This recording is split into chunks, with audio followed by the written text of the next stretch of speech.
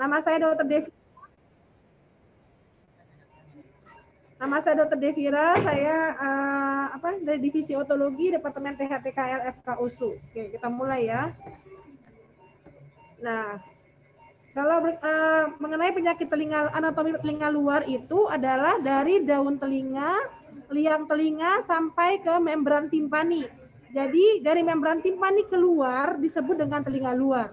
Jadi semua penyakit yang ada ataupun masalah pendengaran akibat dari membran timpani keluar itu disebut dengan penyakit telinga luar ya. Jadi dari daun telinga, sampai liang telinga dan ujungnya adalah membran timpani. Jadi membran timpani inilah yang membatasi antara telinga luar dengan telinga tengah ya. Nah, ini anatomi telinga sudah kalian pelajari di kuliah sebelumnya. Gak usah saya ulang lagi ya. Nah, ini adalah embriologi. Kenapa kita bicara tentang embriologi? Karena yang pertama adalah kita mempelajari mengenai masalah kongenital ya, kelainan kongenital. Jadi kalian lihat di sini bahwa auricula itu terbentuk dari sejak 6 sampai 16 minggu kehamilan ya. Dan dia itu yang cikal bakal terjadinya telinga ini, daun telinga ini ada 6 hiloks. Hilok 1, 2, 3, 4, 5, 6 ya. Nah, itu pada arkus branchial primer dan sekunder. Nah, hilok 1 sampai 3 itu berasal dari arkus pertama dan hilok 4 sampai 6 itu berasal dari arkus kedua. Jadi, nanti arkus pertama itu akan membentuk tragus, helix, crus dan helix. Dan arkus kedua itu adalah membentuk sekitar auricula ya. Nah, ini anatomi yang normal pada daun telinga, di mana tingginya itu sekitar 6,5 cm dan lebarnya itu normalnya 50 sampai 65% dari tinggi daun telinga. Nah, ini ada beberapa kelainan kongenital pada daun telinga. Yang pertama adalah mikrotia. Mikrotia ini ada beberapa derajat ya malformasinya. Kadang-kadang mikrotia ini seringnya malah disertai dengan atresia liang telinga. Jadi sudah daun telinganya kecil, jadi mikrotia itu artinya daun telinganya kecil, kemudian dia juga tidak punya liang telinga, disebut dengan atresia liang telinga ya. Dan kelainannya itu adalah 0,03% dari seluruh kelahiran. Nah, seringnya mikrotia juga disertai dengan hemifasial mikrosomia dan kromosomal abnormalitis, jadi akibat dari genetik. Kemudian akibat dari atresia liang telinga itu maka terjadi gangguan pendengaran dan itu harus dideteksi secara dini. Karena apa? Karena pada bayi dan anak yang dari lahir ya membutuhkan telinga yang baik supaya bisa mendengar dengan baik. Kalau tidak terjadi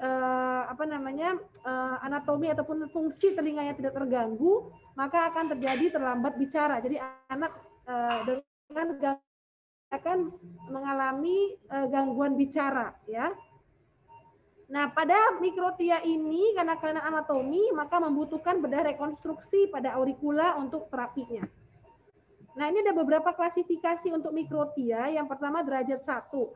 Kalian lihat derajat 1 ini strukturnya masih bagus ya, masih ada semua struktur dari daun telinga, tetapi dia ukurannya lebih kecil daripada normal. Itu derajat 1. Itu berdasarkan Jarsdorfer dan Agulier. Nah, ini kalau derajat 2, dia ada kelainan. Jadi selain lebih kecil daun telinganya, dia juga ada beberapa defisiensi pada struktur. Ya, misalnya tidak ada skapa, tidak ada lobul. Jadi ada struktur daun telinga yang hilang. Itu derajat 2. Ataupun helixnya hilang atau antihelixnya hilang atau mangkuk kongka yang hilang. Jadi dia ada struktur dari daun telinga yang hilang, ya. Tapi masih berbentuk seperti daun telinga. Nah, pada derajat 3, kalian lihat dia deformitas daun telinganya berbentuk seperti kacang, jadi seperti peanut ya kalau dari buku ya. Jadi tidak ada struktur yang dikenali. Jadi kalau tadi yang derajat 2 masih ada yang dikenali, tapi ada yang hilang strukturnya. Kalau derajat 3 pada mikrotia itu nggak ada lagi yang dikenali ya. Sorry, ini belum anotia ya, nanti saya perbaiki. Ini belum anotia ya, ini masih derajat 3. Nah, anotia itu derajat 4. Jadi tidak ada struktur telinga sama sekali. Kalau tadi derajat 3 masih seperti kacang ya, seperti peanut ya. Nah, kalau derajat 4 dia tidak ada struktur telinga sama sekali yang disebut dengan anotia. Nah, evaluasi diagnostik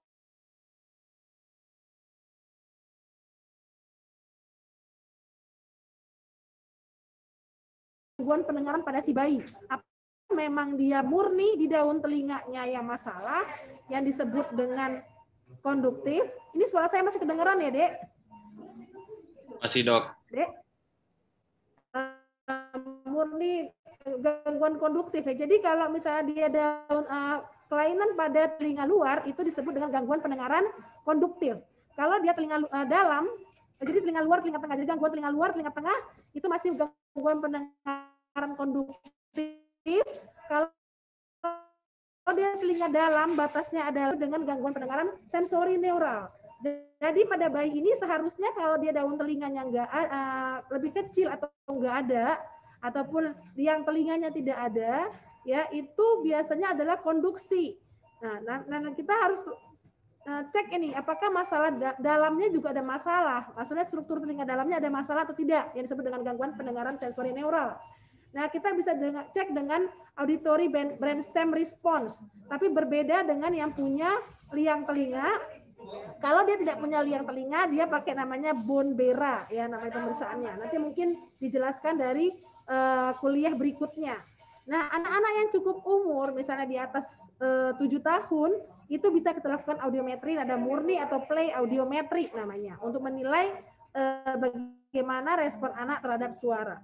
Nah, kemudian dengan tomografi komputer atau CT scan itu bisa kita lakukan jadi kita mau untuk evaluasi seandainya kita mau rekonstruksi pada telinga. Nah, itu pada usia di atas 6 tahun biasa rekonstruksi pada daun telinga.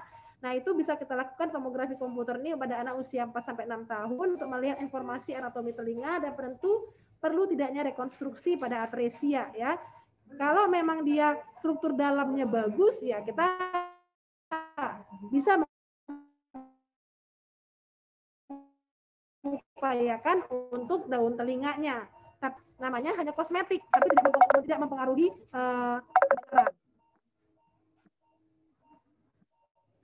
Oke.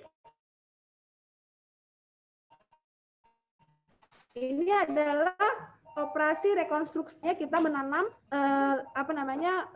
untuk tulang rawan itu dari iga ya, dari tulang iga ditanamkan ke sini ya. Putus ya? Si itu tadi telepon udah, Dok.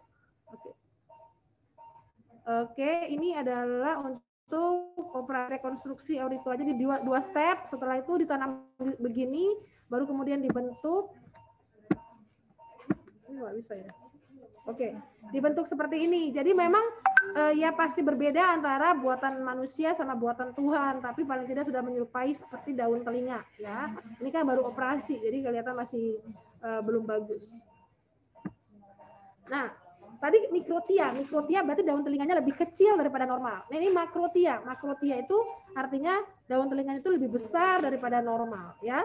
Nah, itu kalau dia namanya true makrotia biasanya disertai dengan malformasi vaskuler, hemihipertrofi, neurofibromatosis, dan hemangioma. Dan ini sebenarnya kalau tidak ada keluhan, biasanya tidak ada keluhan ya, hanya kosmetik, ya tidak usah dilakukan tindakan operasi. Tapi kalau misalnya memang untuk kosmetik, itu dilakukan tindakan koreksi ya, itu dengan plastik biasanya, bagian plastik. Nah, kelainan kongenital lain disebut dengan atresia liang telinga. Jadi dia tidak punya liang telinga. Itu biasanya karena kegagalan pada kanalisasi dari porsi epithelial plaque pada first branchial cleft. Jadi memang kelainan kongenital ya pada pembentukan pada saat lahir ya. Kemudian dia formasi dari membran ataupun tulang ataupun keduanya ya, plate keduanya pada level dari membran timpani. Jadi memang dia tidak punya liang telinga. Jadi liang telinga itu kan di depan di luar dari membran timpani ya, jadi tidak terbentuk. Kemudian dia diasosiasikan dengan malformasi osikular, biasanya bilateral ya, 29% kasus bilateral dan 61% kasus lebih banyak pada laki-laki. Ya, itu belum tahu kenapa ya pada laki-laki lebih banyak ya, kalau itu kan hanya epidemiologi. Kemudian bila dia unilateral, maka paling sering adalah sisi yang kanan. Dan histori dari apa namanya keluarga itu 14%. Itu dari data epidemiologi. Nah, ini adalah beberapa staging atau klasifikasi dari apa namanya deformitas liang telinga ya. Nah, pada atresia liang telinga terapinya, jadi kalau atresia liang telinga itu untuk membuat liang telinga buatan namanya kanaloplasti. Jadi kita membuat liang telinga buatan. Tetapi untuk operasi kanaloplasti itu sama seperti operasi mikrotia biasanya di atas 6 tahun ya. Atau di sini setelah usia 5 sampai 6 tahun. Tetapi untuk proses mendengarnya si anak kan perlu dari sejak lahir ya. Nah, yang kita lakukan itu bisa lakukan dengan BAHA, namanya bone anchored hearing aid ya. Nah, kelainan kongenital lain disebut dengan fistal preaurikuler. Jadi biasanya dia dari malformasi dari kelainan kongenital ya akibat dari jadi dia terbentuk lubang ya di lubang di depan dari liang telinganya. Nah, ini dia. Ini jadi terbentuk lubang kecil ya, lubang kecil mungkin di antara kalian juga punya ya. Lubang kecil itu di depan daun telinganya dan biasanya dia ascending limb dari helix. Jadi ini helix. Jadi dia ascending limb ya. Jadi dia naik ke atas ya dari helix ya. Itu kelihatan seperti lubang kecil di sini. Itu disebut dengan fistal preaurikuler ya. Mungkin kalian ada beberapa juga yang punya ya. Tapi seringnya tidak mengalami keluhan. Kalau tidak mengalami keluhan ya nggak usah diapa-apain ya. Tapi kalau misalnya mengalami infeksi bolak-balik terus-terusan mengalami infeksi, maka perlu difikirkan untuk menutup ini lubang ini. Jadi kita namanya fistulektomi. Jadi ini lubang ini kalau disusuri dia seperti fistel, panjang dianya. Seperti saluran. Nah, salurannya ini yang kita ambil kemudian kita lakukan penjahitan. Ya, jadi bisa menimbulkan ini nih. Jadi kalau misalnya nggak ada masalah, dia ya nggak usah diapa-apain. Tapi sudah terjadi eritema, bengkak, nyeri, keluar cairan, keluar pus dari sini ya, dari lubang ini. Nah, itu akan menimbulkan tanda dan gejala infeksi. Sehingga ini kalau memang dia terus-menerus seperti ini, kita harus pikirkan untuk melakukan tindakan fistulektomi atau pengangkatan pada fistal preaurikuler ya. Jadi kalau fistal preaurikuler ini adalah kongenital, kelainan kongenital. Nah, biasanya pada fase akut infeksi dari fistal preaurikuler kita bisa lakukan pemberian antibiotik ya, antibiotik sesuai dengan kuman penyebab ya.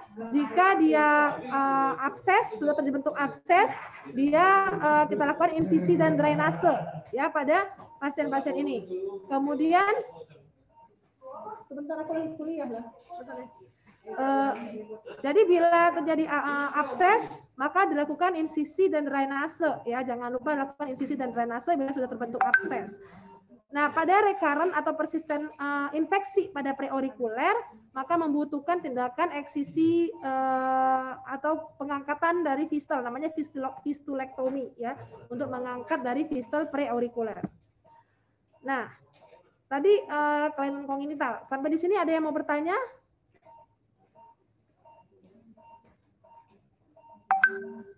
Oke, saya lanjutkan ya. Nah, berikutnya, halo Dek. Dengar saya ya? Dengar, Dok. Kemudian berikutnya adalah penyakit telinga luar adalah namanya othematom. Othematom itu adalah merupakan hematoma daun telinga akibat trauma ya. Biasanya karena trauma tumpul, jadi dia namanya oth itu telinga.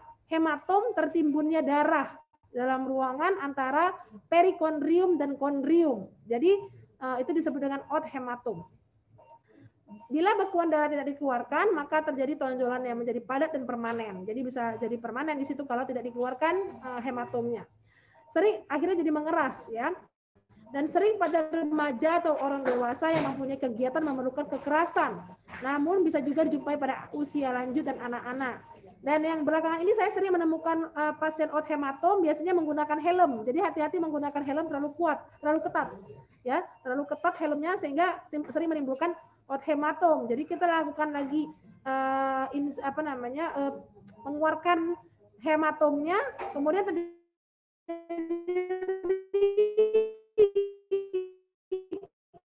othematom. Ternyata kan itu hati-hati ya, bisa menimbulkan othematom. Ditumbuh ya, dari daun telinganya itu bisa menyebabkan juga othematom. Nah, hematoma pada daun telinga dapat berkembang dalam keadaan inflamasi dan gatal seperti parenhitis eksterna yang disebabkan oleh bakteri atau jamur, atopik atau penyakit imun, sehingga suka digesek-gesek daun telinganya ya, digaruk-garuk begini ya daun telinganya sehingga menimbulkan othematom. Ya, jadi prinsipnya adalah akibat dari trauma ya, sehingga menyebabkan rupturnya pembuluh-pembuluh darah kapiler di telinga sehingga kontur permukaan lateral daun telinga berkurang sampai hilang, sehingga menimbulkan nyeri, parestesia, dan ekimosis. Nah, ini contoh gambar dari othematoma yang sudah besar ya, yang sudah meluas. Ini juga contoh dari othematom. Nah, jadi prinsipnya adalah drainase dari hematoma ya. Kemudian mencegah terjadinya reakumulasi dan menghindari terjadinya selulitis ya. Jadi akibat dari othematom ini bisa terjadi infeksi namanya perikondritis dan dapat efek sampingnya komplikasinya adalah terjadinya cauliflower ear atau daun telinga seperti bunga kul ya. Sehingga kalau misalnya tidak terjadi kegagalan pada drainase dari othematom akan terjadi reakumulasi dari cairan tadi dan menyebabkan infeksi. Nah, ini terapi untuk othematom, kita lakukan aspirasi dan kita keluarkan darah ya. Kemudian prinsipnya adalah kita press. Setelah kita keluarkan darah, supaya tidak terjadi reakumulasi dari cairan hematoma tadi, sehingga kita harus press ya, bisa pakai gips. Kalau saya lebih suka menggunakan gips daripada menjahit seperti ini. Karena kalau menjahit seperti ini hati-hati terjadinya infeksi perikondritis ya. Kalau saya lebih suka mempres dengan gips setelah kita lakukan aspirasi dari hematoma tersebut. Nah, ini penyakit lain disebut dengan perikondritis. Yang namanya perikondritis berarti dia adalah infeksi dari perikondrium daun telinga dan sering terjadi karena tulang rawan terpapar baik oleh trauma ataupun iatrogenic injury akibat operasi telinga. Jadi bisa terjadi infeksi pada perikondrium. Makanya kita melakukan tindik ya, tindik anting itu di